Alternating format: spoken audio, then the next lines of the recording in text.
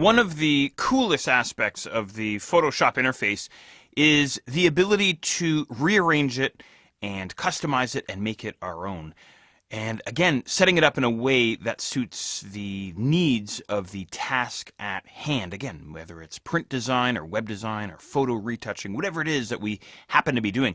Let me show you a couple of neat tricks and techniques that we can make use of to customize the Photoshop interface. So this is all really going to be related to the panels, mostly related to the panels anyway, over on the right-hand side. So what we've seen so far is that we can expand and collapse the column of panels over on the right-hand side. No problems there. We know that we can double-click on these panel tabs to collapse them. That's all fine and well. But check this out. The other thing that we can do is I can actually grab one of these panel tabs. For instance, swatches here. I can click and drag on him and literally tear him away from that panel column over on the right-hand side.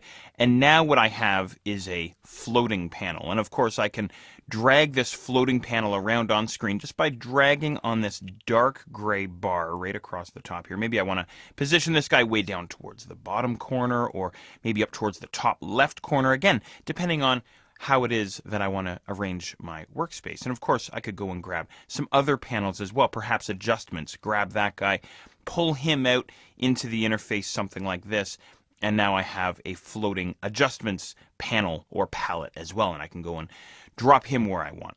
Now, everything that we've seen so far still applies now to these floating panels. Let me show you what I'm talking about here. What I could do is I could double-click on the swatches tab name, double-click on that guy to collapse them down. Maybe I want to have sort of perhaps a row of panels running across the top of my screen, and they're sort of positioned and at the ready for whenever I need to draw upon them, right? Something like this. The other thing that I could do is I could collapse these guys down. Again, we have this white double-headed arrow, so perhaps I wind up with, something like this. Now I have just icons sitting across the top of my screen, and I can pop into those panels whenever I need them. Again, just click on those white double-headed arrows to re-expand out the panels. The other thing that I could do is I can rearrange my panels if I want. Earlier on, swatches was grouped with color. What I could do is I could grab the swatches tab there and perhaps drag him down into the layers group. Notice layers, channels, and paths. Now, when I drag this guy over, notice I get this blue frame indicating that if I let go with my mouse, I'm going to drop the swatches panel into that palette group. So again, I can simply tear these guys away and then drag and drop them wherever I want. Now, I can do the same thing here with adjustments. Perhaps I could drop him down into the layers group, something like this, or I could drop him into this column of palette icons here just towards the left-hand side of my main column. There we go. So now this guy's docked in there. We have tons and tons of options, and I'm just kind of showing you the basics here. Really, I think the best thing for you to do is experiment and play around for yourself and see what you can come up with. And again, arrange things in a manner that makes sense for you. Now, let me show you a couple of other neat things that we can do here. Maybe I'll grab my swatches here since that's the guy we're working on here. So not only can I take these palettes and drag and drop them into another palette group or into a column of icons, or I could even create a third column of icons if I wanted to, or a third group of panels if I were so inclined. But I can also take these panels and move them over and dock them onto the left-hand side, something like this, right?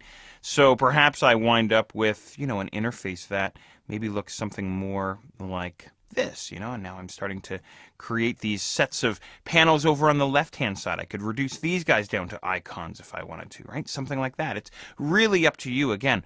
So what I would encourage you to do is take a moment and experiment and fiddle around and have some fun and get comfortable inside the Photoshop interface in terms of customizing things and getting things set up. One thing that I will leave you with, though, your panels might not be needed all the time. So what you could do, for instance, with styles is we could go up to the styles drop-down menu and we could say close out of the styles panel. I don't want that guy open on screen anymore. Or even swatches. Perhaps swatches is still floating out in the middle of my screen. Well, I can use this little white X in the top left corner to go and close out of that guy. They're always available underneath the window menu. So I can head back to the window menu and then perhaps down to swatches. There's my swatches panel restored. And then perhaps I want to go and redock this guy over onto the left-hand side. All right, so there you go. A couple of neat techniques for you. Have some fun, spend some time. And in the next exercise, I'll introduce you to something called workspaces.